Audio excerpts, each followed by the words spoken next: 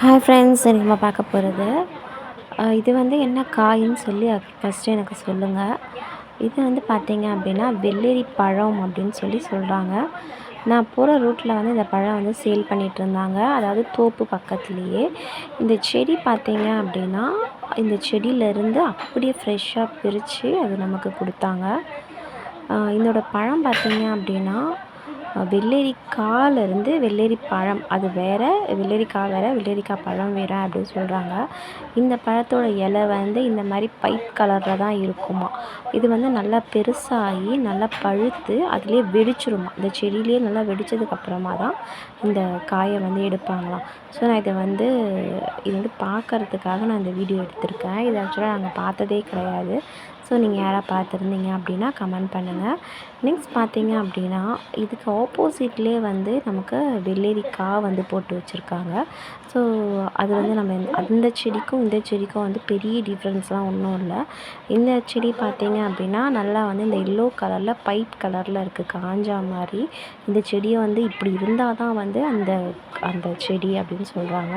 So வெள்ளரி காய் வந்து அப்படின்னா அது வந்து நல்லா பியூராக வந்து நம்ம நார்மலாக இருக்க மாதிரி நல்லா க்ரீன் கலரில் இருக்குது. இந்த சைடு இருக்கிறது எல்லாமே வந்து வெள்ளரி பழம். இதில் பார்த்தீங்க அப்படின்னா நல்லா பெருசு பெருசாக இருக்குது பாருங்கள். இந்த சைடில் இருக்கிறது இந்த க்ரீனாக இருக்கிறது எல்லாமே வந்து வெள்ளரிக்காய். இது பார்த்தோம் அப்படின்னா நம்மளால் நம்பவே முடியாது. இது வந்து ஒரு பீர்க்கங்காய் மாதிரி நல்லா நீட்டாக சுரக்காய் மாதிரி நல்லா நீட்டாக இருக்குது.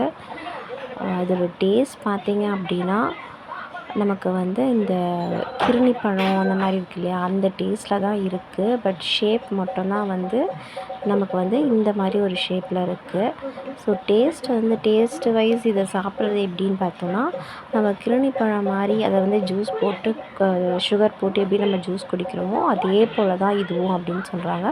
ஸோ டேஸ்ட்டும் வந்து அதே மாதிரி தான் இருக்குது. இதோட ப்ரைஸ் பார்த்தீங்க அப்படின்னா நம்ம வந்து தோட்டத்திலே வாங்கினதுனாலையோ இல்லைனா இதோட ப்ரைஸு இவ்வளோதான்னு எனக்கு தெரியல. இதோட ப்ரைஸ் வந்து 1 கிலோ வந்து 30 ரூபா அப்படி சொல்கிறாங்க. ஒரு காய் வந்து பார்த்திங்கன்னா நான் வாங்கியிருக்க காய் வந்து 2 கிலோ இருந்தது. ஸோ 60 ருபீஸ் சொல்லி வாங்கியிருந்தோம். அது பார்த்திங்க அப்படியே நமக்கு செடியிலேருந்து அப்படியே பிரித்து அப்படியே தராங்க. நான் எடுத்திருக்க காய் பார்த்திங்கன்னா இந்த காய் தான். இது வந்து 2 கிலோ அப்படின்னு சொன்னாங்க.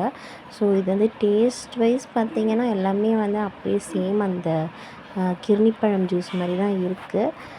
ஸோ எனக்கு தெரிஞ்சு இது பெரிய தனி டிஃப்ரெண்ட் டேஸ்ட் மாதிரிலாம் இல்லை. ஸோ காய் வேணால் பார்த்தீங்க அப்படின்னா ஒரு டிஃப்ரெண்ட் ஷேப்பும் ஒரு புதுசாகவும் இருக்குது. ஸோ நான் இதை வந்து ட்ரை பண்ணி பார்த்தேன், நல்லா தான் இருக்குது. அதான் டிஃப்ரெண்ட் டேஸ்ட் இல்லை, சேம் டேஸ்ட்டில் இருக்குது. நீங்கள் எதனால் ட்ரை பண்ணியிருந்தீங்கன்னா கண்டிப்பாக கமெண்ட் பண்ணுங்கள். தேங்க்யூ.